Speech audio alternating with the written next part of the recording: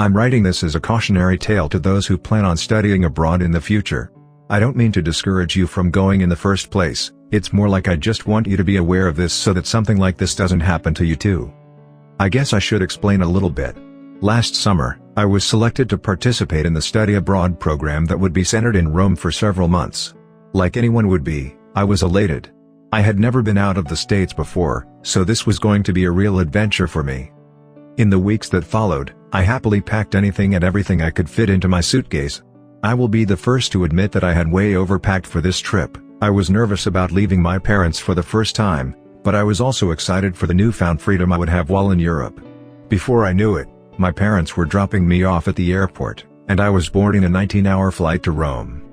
Despite being long and tedious, the flight wasn't all that bad. When I exited the airport, I was greeted by the program supervisor and several other students who would be studying with me. They were about the same age and all looked just as excited as me. From there we went to our mandatory orientation meeting, and afterwards, we went to pick up our apartment keys. In the months that preceded the trip, we were responsible for getting to know our would-be roommates, as well as finding a place to stay that we could all afford. There were 3 girls I would be staying with. They were all nice enough and made an effort to make me feel welcome, though I will admit it's a bit hard to get close to the group of preformed friends. But despite my slight alienation, it seemed that things were all going to work out well. All of us were on a similar budget plan, and by that, I mean none of us really had much money to spend. Because of this, we were all on the same page while searching for the cheapest apartment we could find. After several days of searching, we stumbled across an ad for an ancient apartment located above the Campo di Fiori. That was a prime location, and we couldn't believe that it was still available, no less listed for an unbelievably low price. This immediately sent alarm bells off in my head. The place was enormous, yet the rent was cheaper than the much smaller apartments in a far less desirable part of town. However, reason never really wins out in a group of excited young women. They had already made up their minds, and if I would be staying with them, this was my only option. We each received our own set of keys, as well as a map with walking directions. Because of its prime location, it really didn't take us long to get there. The Campo was amazing. During the daytime, it was filled with a vibrant market, while during the evening, it was lined with lively street performers. All of the apartments surrounding it looked to be ancient, so ours really didn't stand out all that much. After circling the square 3 or 4 times, we finally noticed the number nailed to the front of a massive old wooden door. This would be our home for the next 3 months. I fought with my keys for a moment, until there was an audible click of the heavy old lock. The thick old door swung forward with a screech. We were then met with a long winding staircase. We all looked at one another and groaned. None of us had accounted for the fact that the building had been constructed before elevators were common. So 3 sets of stairs and countless complaints later, all 4 of us, with luggage in hand, stood outside our new front door. Once again I reached for my set of keys and fought with the stubborn lock. As soon as the front door was opened, there was a stampede of young women trying to claim the best rooms. Being a 3-bedroom apartment meant that 2 of us would have to share. I personally didn't really care, so I let the others battle it out. When the dust had settled, I found that I would be sharing a room with a girl called Stephanie. That was fine with me. Stephanie was nice enough, and she was also very quiet, my ideal feature in a roommate. Over the course of the rest of the day, we ran around exploring our new home. There were 2 bathrooms, a full kitchen, and a living room with an ancient TV. Once again I began to feel uneasy. Just how was it that we were able to get all of this for such a low price? Before I could finish the thought, I was interrupted by a fit of loud squealing. My initial reaction was to panic, however, I soon learned that all the noise was from excitement. Down at the other end of the apartment near the front door, apparently, there was another part of the flat we had missed. I followed the noise until it led me to a long dark hallway. There at the end, behind the group of squealing women, was a washing and drying machine. For those of you thinking, what's the big deal? I should explain that these things are incredibly rare in Rome. Generally, exchange students have to wash their clothes by hand in the sink before hanging them up to dry. What was a luxury item like this doing in such a cheap apartment? Just as the screaming quelled, it picked right back up again as the girls noticed a door adjacent to the washing machine. Beyond that door was a master bathroom. It had a balcony, a clawfoot tub, and even a bidet. The girls immediately started fighting over whose bathroom this was going to be. I didn't really see why we couldn't share, but apparently, the others were dead set on having ownership. As it turned out, it ended up being my bathroom. Stephanie had made a logical argument that because she and I had to share a bedroom, while the other two each got their own, it was only fair that she and I got to share the master bath. And I'll admit that at first, I was actually kind of excited. It was, after all, a really nice room. However, over the course of the next several weeks, I began to grow more and more wary of the room. I don't know how to put it into words. It's like every time I went into that room, I could feel something's eyes on me. And the voyeuristic element wasn't really what had me so unnerved. It felt like whatever was watching me was angry, that it didn't want me there and that it wanted to hurt me. I began doing everything in my power to avoid the room. I asked Alicia if she would mind if I were to use her restroom occasionally. I made up a lame excuse about how it was far more convenient, since her room was so close, while my bathroom was at the other end of the flat, at the end of the very long hallway. She happily obliged, though, when I told her that she could use my bathroom anytime she liked. This worked well for a while. For about the first 2 months of my trip, I was able to completely avoid the eerie room. It wasn't until the final month that everything began to unravel. One night, as I prepared to brush my teeth, I found that Alicia was already occupying her bathroom. I could hear giggles coming from down the hallway. It was clear both Stephanie and our other roommate were getting ready for bed in the master bath. I decided that since there was strength in numbers, it would be alright just for tonight. So I made my way down to the large bathroom where I joined the boisterous girls in brushing my teeth. They were in the midst of some conversation when Lindsay, our other roommate, had broken into such a furious fit of laughter that she had to lean on the wall for support. But suddenly she jolted upright as if she had been shocked. We all looked at what had been the cause of her reaction. There on the wall, about the same level as the bathtub, was a tiny door. None of us had noticed it because it was the same color as the walls. The landlord had even painted over it. Naturally, this made me a bit nervous. Whatever it was, the landlord clearly didn't want anyone opening it. But, as usual, throwing all caution to the wind, Lindsay reached for the handle and began tugging with all her might. Stephanie clucked her tongue in disapproval before pulling out a small pocket knife. She began delicately carving along the seam of the door. I wanted to beg her to stop, but I really didn't have the energy to argue that night. So within a few minutes, Lindsay had yanked the little door open with a loud crack. It was a crawlspace. It was fairly large. My guess would have been, you could have fit at least 3 or 4 people in there. I was rather curious as to why the landlord would have sealed up an empty little room. While I thought about this, Stephanie and Lindsay began calling for Alicia to come see their new discovery. She was just as excited as they were when they first discovered it.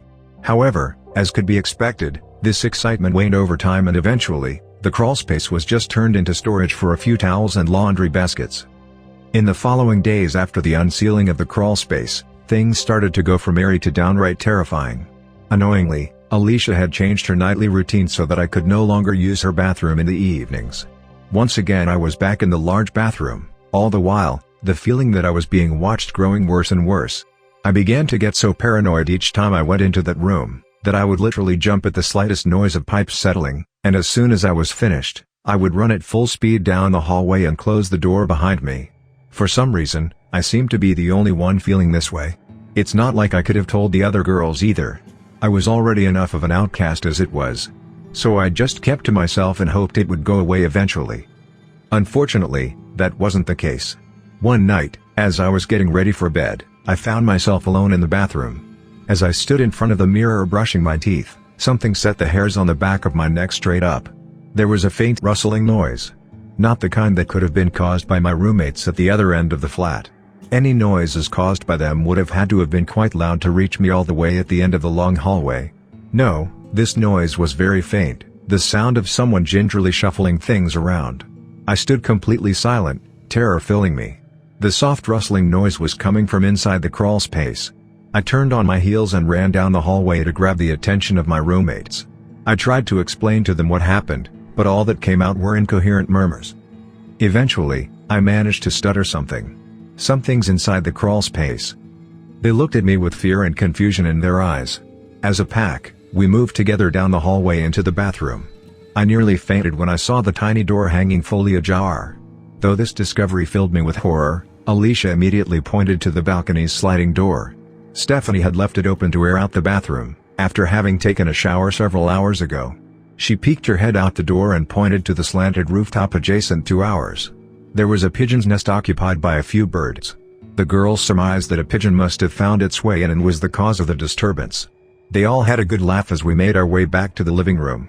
I pretended to shake it off, but I knew it was not a pigeon that caused the rustling noise. First off, the tiny door had been shut tight all day. None of us really cared to leave it open because it smelled quite musty inside. Secondly, the door had been shut when I left the bathroom. I am certain of this, yet there it was wide open when I returned. You're not going to tell me that a pigeon knows how to, and is capable of, opening and closing a door all by itself. It was at this point that I began to suspect that something was terribly wrong with this apartment.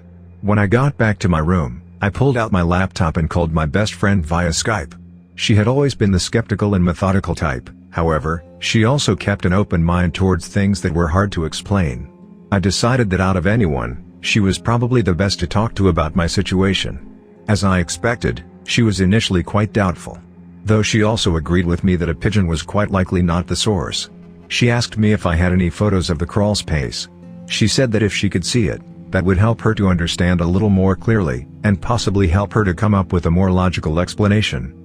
Relieved at her willingness to at least hear me out, I reached for my camera and made my way back down the airy hallway. When I arrived, I found, to my relief, that the door was still closed. I stood in front of it for a moment, gathering my nerve before finally pulling the little door open. Despite the clutter left inside by my roommates, it was empty. I snapped a quick photo before closing the door once more and running back to my room. I immediately plugged my camera into my computer and uploaded the photo. When I finally opened the image, I was petrified by what I saw. There, in the upper right-hand corner, was a face, baring its teeth at me. My whole body began violently shaking. "Dear God! That thing is in our home," I muttered to myself. Fear began to overtake me. Someone had sealed whatever was inside of that crawl space, and we had let it out. I was so absorbed in my panic, I didn't even notice when my roommate returned. She was so blissfully unaware of the imminent danger we were in, yet even if I tried to warn her, she would not believe me. I was at a loss of what to do and finally decided that I would deal with it in the morning. Though not by a large amount, I did feel braver in the sunlight. From there I attempted to get some sleep. Though for the first time ever since being there, I closed and bolted my door before getting into bed. Stephanie eyed me suspiciously while doing so, but I just told her jokingly that Lindsay had been sneaking into our room the previous nights and had been stealing my Nutella. She laughed heartily, shaking her head before settling down for the night. I will admit that the only reason I was able to find any sleep that night was because of her presence. Something about not being alone can give one a sense of false security. It was about 2 o'clock in the morning when the sound woke me. I had always been a light sleeper, so the faint noise was enough to stir me. It sounded like a door being pushed open at the other end of the flat, followed by footsteps. But these weren't just normal footsteps. They were far too fast.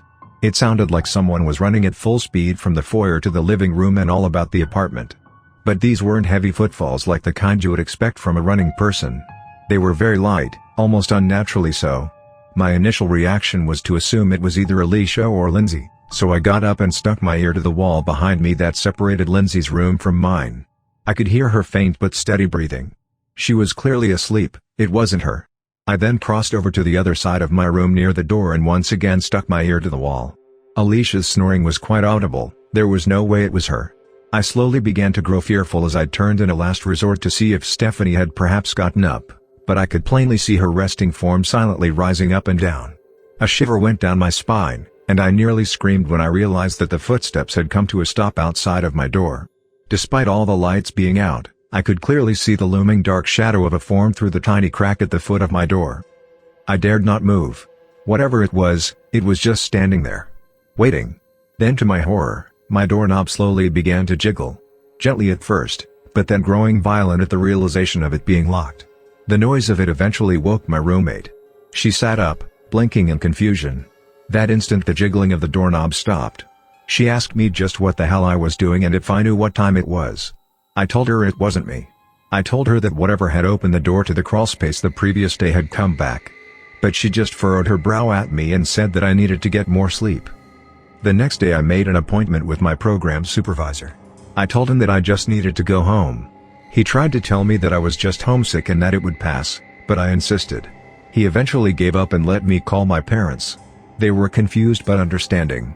They were able to change the date of my return flight to the following morning. I really wanted to get out of there that day, but understandably that was the soonest they could manage. Unfortunately, this meant that I would have to stay one more night in the apartment. When I returned, I tried to tell the others about what had been going on. I knew I was going to be getting out of there and would be out of danger, but I was still immensely worried for their safety. But none of them took me seriously. They looked at me as if I was mad. They didn't say anything, but I was sure they all thought I was going home because of some sort of mental breakdown. At that point, there was nothing I could say that would convince them. So that night, I locked my door and hesitantly went to bed. And, right on cue, once again around 2 o'clock in the morning, I was awoken by the rapid footsteps scampering around the apartment.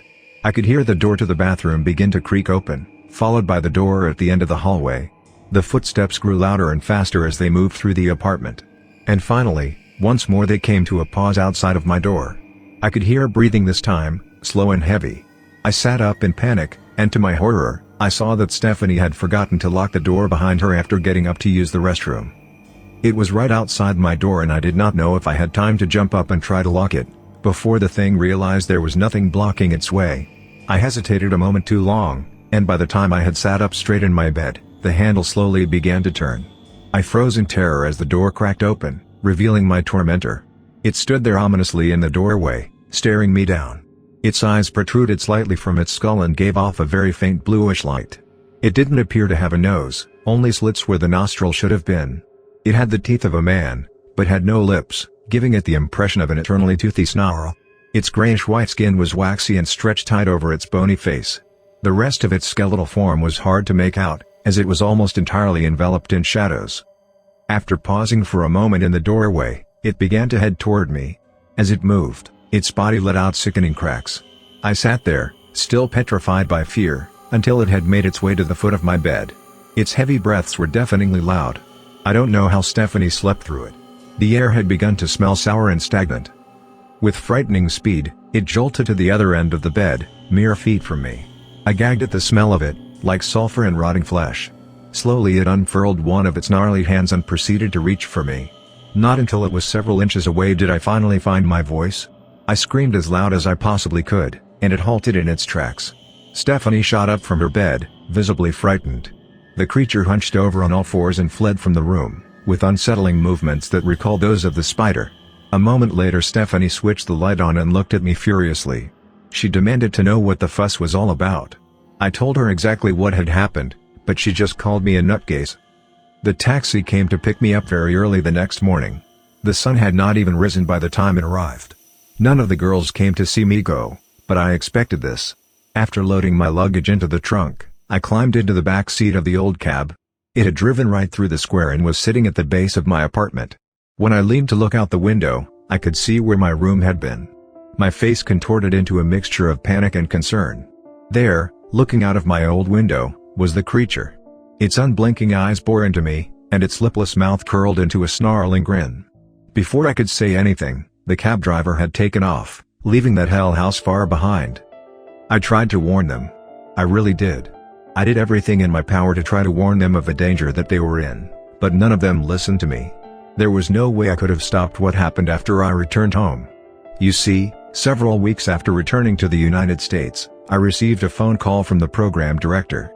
He informed me that a day before the program ended, all 3 of my past roommates had been reported missing. The authorities had no idea just how long they had actually been gone for, as they were only recently discovered to be missing when the program director went to check on them, after none of them made it to the end of the program wrap-up meeting. They assumed it had been at least a week or 2, since all the food in the apartment was expired. There was no sign of forced entry, and no valuables were missing.